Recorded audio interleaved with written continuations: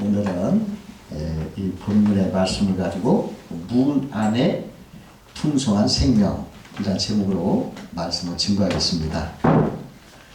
예수님은 본문 7절에서 나는 양의 문이라 그렇게 말씀하셨습니다.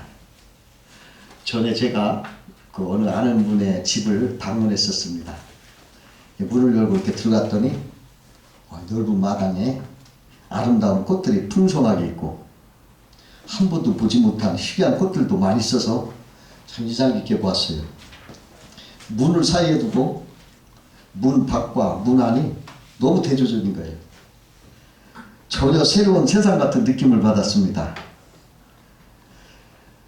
예수님께서 나는 양의 문이라 이렇게 하셨는데 우리가 예수님의 문을 열고 이렇게 들어가면 거기에는 정말로 멋지고 놀라운 새로운 세상을 체험하게 되는 것입니다. 그 요즘에 유튜브에 보면요, 저 북한에서 탈북하신 탈북자들이 영상을 많이 올립니다. 그래서 저는 그걸 재미나더라고요. 관심 있고. 그래서 늘 흥미있게 보는데 그분들이 하는 소리가 대한민국에 처음 이렇게 들어갔을 때 대한민국의 관문이 인천공항이죠. 딱 인천공항 관문을 딱 들어오면 깊은 인상이 바뀐다는 거예요. 말할 수 없는 막 풍요함이 보이고 모든 게 청결하고 깨끗하고 또 자유스럽고 북한과 비교해 보면은 완전히 다른 세상을 접한 놀라움을 느낀다는 거예요. 대부분의 탈북자들이. 여러분 그것처럼요, 우리가 믿지 않아서 세상의 광야에서 메마르고 각박하고 고생스러운 양들이 예수님 문을 열고 들었으면 그 안에는 푸른 초장과 잔잔한 물가가 흐르고 평화로운 풍요한 새로운 세계가 확 펼쳐져서 양들이 그 푸른 부바에서 뒹굴뒹굴 거리면서 풀을 뜯어먹고 잔잔한 물가에서 누워가지고 쉬면서 선한 목자의 인도에 따라서 풍성한 꼴을 먹고 사는 것을 우리가 볼 수가 있습니다. 그럼 오늘은 예수 믿어 문 안에 들어온 자의 풍성한 생명은 무엇이냐 한번 생각하면서 은혜를 나누고자 합니다. 첫 번째로 문 안에 풍성한 생명은 구원의 생명이다 이것입니다. 아멘. 우리 인생이 문 밖에 있을 때는 죄라는 늑대와 사자가 우리를 막 밥이 돼가지고 막 그냥 사망길에 있어요. 그러나 예수 문 안에 들어오면 선한 목자의 구원의 생명을 얻게 되는 것입니다. 그 노아 시대 때요, 사람들이 막 범죄하고 하나님을 대적하고 포악하게 살아갔어요. 하나님이 이 죄악된 인생을 내가 물로 심판하리라 그렇게 생각하시고 의로운 노아를 불러다가 야 너는 저 아라랏산에 가서 방주를 져라. 그래가지고 150년간 방주를 지면서 그 노아는 죄악된 인간들이 회개하고 이 방주의 문에 들어와서 다 구원받기를 원했지만은 모든 인생이 다 홍수에 뭐라고 말했어요. 오직 노아와 그 가족만 그 방주로 구원을 받게 됐습니다. 그 당시 죄의 구원은 오직 방주에 들어가는 것이 유일한 방법이었던 것처럼 이제는 예수 문에 들어와야 반드시 생명의 구원이 있는 것입니다. 사도행전 4장 12절에 보니까 다른 이로서는 구원을 얻을 수 없나니 천하 인간의 구원을 얻을 만한 다른 이름을 주신 일이 없음이니라 이렇게 말씀하셨어요. 그 김진규라는 스님이 계셨습니다. 그분은 3대에 걸쳐서 불교를 신봉하던 분이었어요. 그의 할아버지가 경상북도 울진군 은정면에서 배감사를 설립하고 신도회장이었대요. 그리고 그 아버지는 김형종이라는 사람인데 불교 태교종에 속해서 74년 동안 승려를 했고 주지승으로 지냈대요. 그 엄마는 보살로 지내다가 일찍 세상을 떠났고 3대에 걸쳐서 골수 불교인이었다고 합니다. 그 김진규라는 사람이 6살에 불교에 입교해가지고 12년간을 불교 태교종 교리와 불법을 배우면서 성장을 한 거예요. 그러고 나서 나이가 돼 군대를 갔다 오고 나서는 경상도 천하사라는 곳에 들어가서 거기서 3년 동안 승려의 과정을 밟았다고 해요. 그 후에 그가 불교 조계종에서 가입을 해가지고 불명을 태선스님이라고 바꾸고 거기서 고해와 참선으로 중생이들을 깨닫고 열반의 세계로 가서 부처가 되려고 속세를 떠나 살던 불교인이었어요. 근데 그가 승려가 된 지 5년 만에 중생들을 내가 건지고자 그 시주 바람을 걸머지고 108영주를 목에 걸고 영부를 외우면서 호별 방문을 하고 시주를 하는데 어떤 젊은 청년 하나가 그 시주 바람에다가 이 책은 영생의 말씀이니 한번 읽어보세요 하고 넣어주더래요. 그러면서 예수 믿고 구원받으라고 하면서 떠나갔어요. 그 이분이 이게 절에 돌아와서 보니까 이 영생의 말씀이니까 내가 한번 읽어나 보자. 이렇게 생각을 하고 봤더니 그게 신약성경 책이었는데 국제기도연협회에서 발행한 그 신약성경이에요. 아마 빨간 성경이었을 것 같아요. 그가 그걸 한번 읽어봤는데 하나님이 진리 같이 또 느껴지는 거예요. 그래가지고 하나님이 정말 그러면 있는가? 이런 생각이 들어가지고 궁금해가지고 자기가 승복을 입은 채로 주일날 교회를 갔대요. 그랬더니 교회 성도들이 다 따뜻하게 자기를 맞아주더랍니다. 그리고서 온 교인들이 다 예배를 드리는데 아주 기뻐서 막 기쁨이 있더라는 거예요. 그래가지고 그분이 참 그걸 놀라워가지고 절에 돌아온 다음에 그 신약성경을 짜들고서 산을 올라왔어요.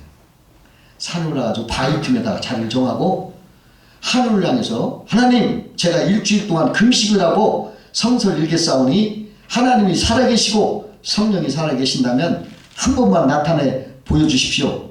성령의 힘으로 배가 고프지 않게 해주십시오. 이렇게 기도를 했대요. 그런데 5일째 되던 날에도 배가 여전히 고프고 또 아무런 체온 없어요.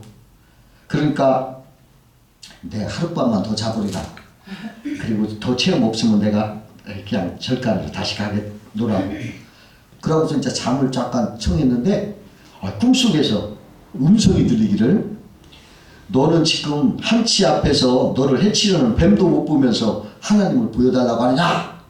꿈속에서.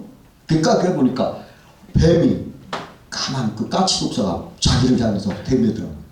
깜짝 놀라서 그걸 쫓아내고서 이제 거기서 감사하다고 하나님 앞에 기도를 드리는데 갑자기 온몸이 뜨거워지는 거예요. 막 뜨거워져가지고 성령 체험을 한 거예요, 거기서. 근데 배도 안 고프더래요. 그래가지고 일주일짜리가 채워가지고 이제 다시 내려왔어요. 그래가지고서 절간 생활 다 청산해버리고 자기가 아버지한테 가서 아버지한테 예수를 전도해서 아버지도 주짓을 그만두고 예수 믿게 하고 그러고 그분이 다시 내려와가지고 자기가 개종을 하고 신앙을 갔어요. 그래가지고 그 사람이 목사가 됐습니다. 여러분 예수 문에 들어오면 구원을 받는 거예요. 두 번째로 문 안의 풍성한 생명은 기적을 체험하는 풍성한 삶을 얻는 것입니다. 예수님께서 공생애를 시작하시고 자기가 자라나신 고향 마을을 방문해서 설교를 하셨어요. 근데 고향 사람들은 예수님 믿지 않고 막 배척하는 거예요. 뭐라 하냐면 이 사람 봐 마리아들 목수 아니야? 야고보와 요셉과 유다와 시몬의 형제는 다 여기 있지 않느냐? 그 누이들이 우리와 함께 이렇게 살지 않느냐? 이러면서 예수님을 배척한 거예요. 그때 예수님이 그들의 믿지 않음을 안타깝게 여기셔가지고 누가복음에 이런 말씀을 하셔요. 그들에게 엘리야 시대에 3년 6개월 흉년이었지만은 이스라엘에 많은 과부가 있었다. 그러나 엘리야에게 보내심을 받은 이는 오직 사렙과 과부뿐이었다. 또 엘리야 시대에 이스라엘에 많은 나병 환자가 있었지만은 그 중에 한 사람도 깨끗함을 벗지 못하고 오직 수리아 사람 나만 뿐이었다. 그렇게 말씀하시면서 그들 믿음 없음을 책망하셨어요. 근데요, 이 말씀이 무슨 말씀입니까?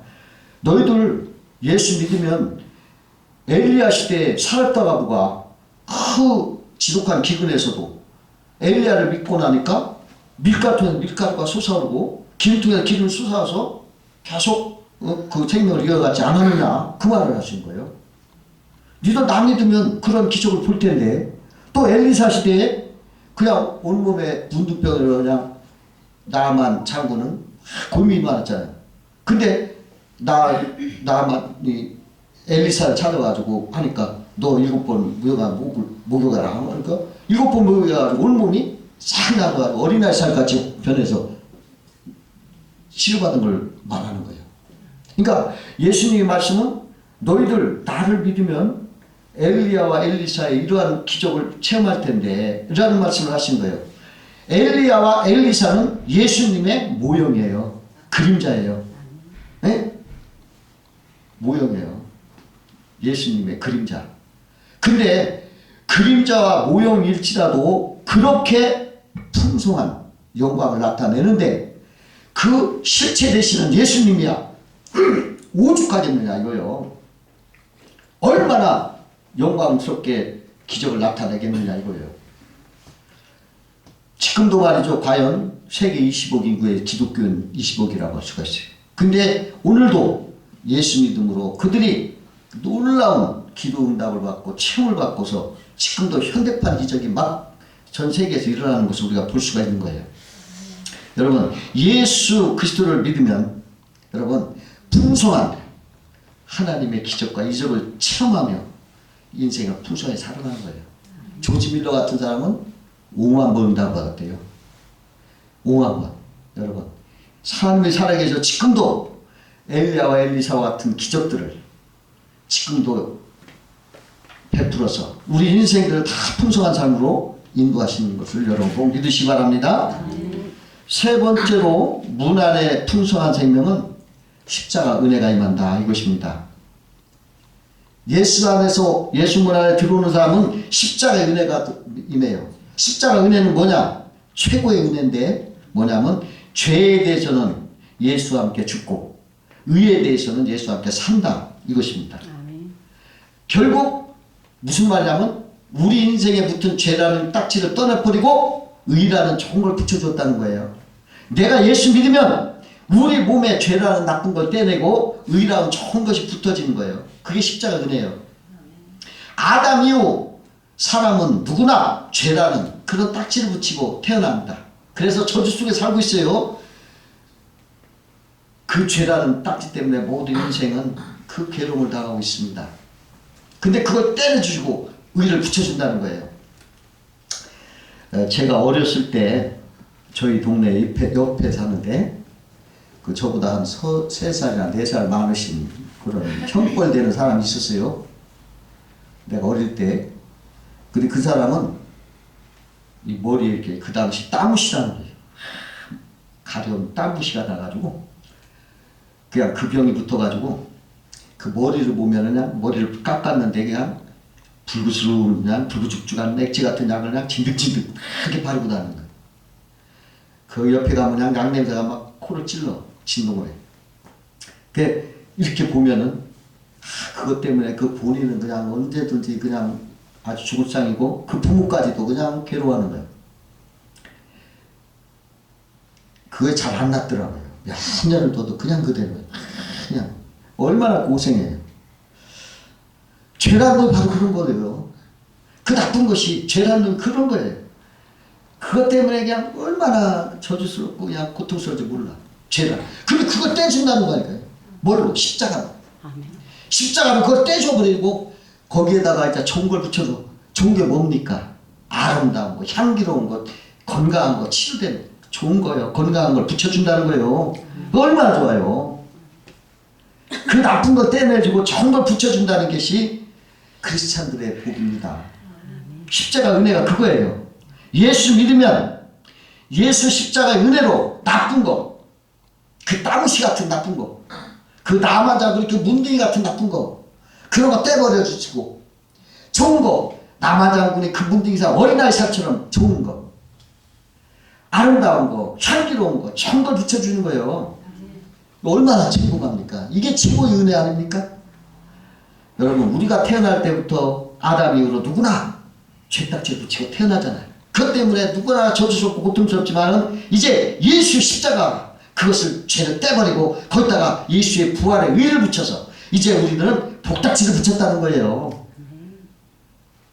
그러므로 예수 믿으면 십자가 은혜를 받아서 복을 받는다는 것입니다. 이것은 전화위복이라. 이제 예수 믿으면 쓴물이 단물이 돼요. 그 인생에 불통 형통이 되고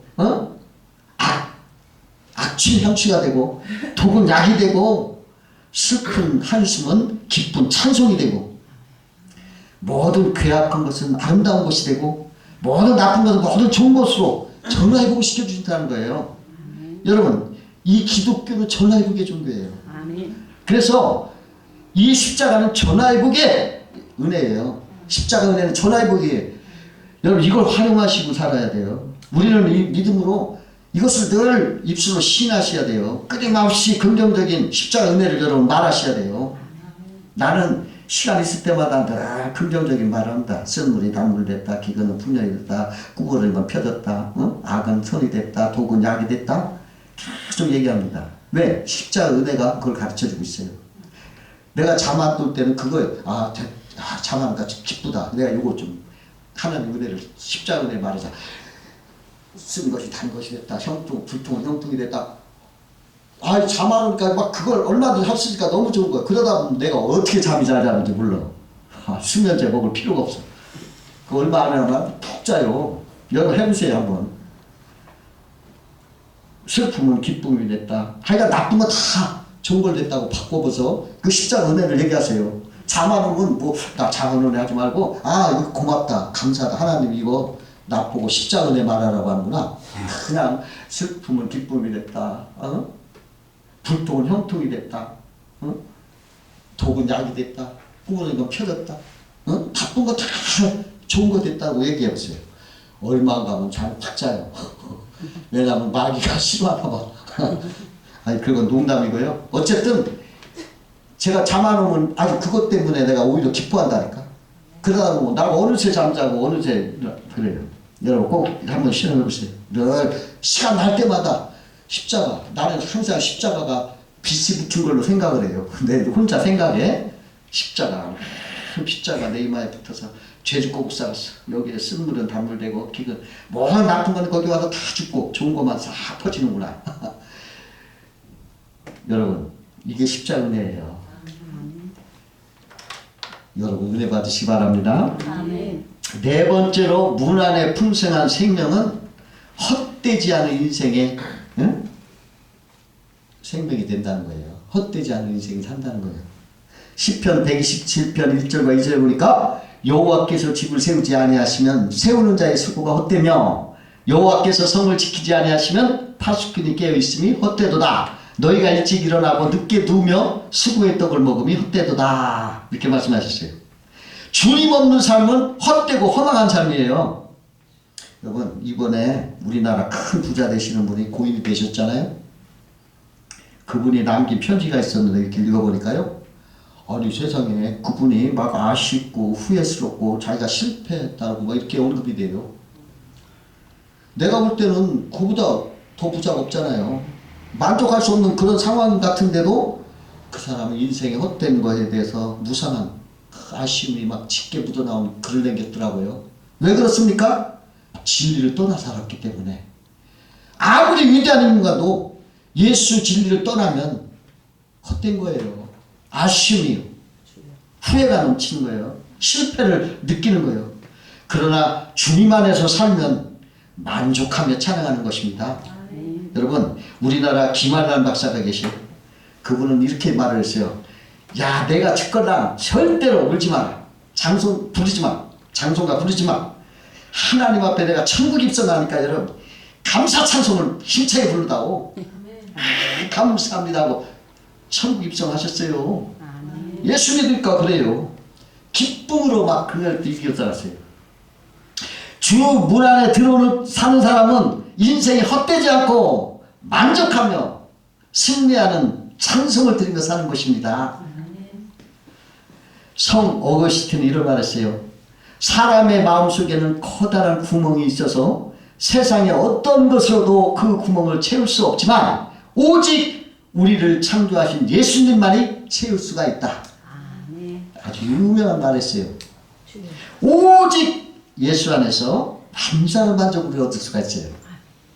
여러분, 문 안에 참된 풍성한 생명을 얻으시고 그 복으로 사시기를 주의 이름으로 축원합니다. 아멘. 네, 기도하겠습니다. 사랑의 하나님,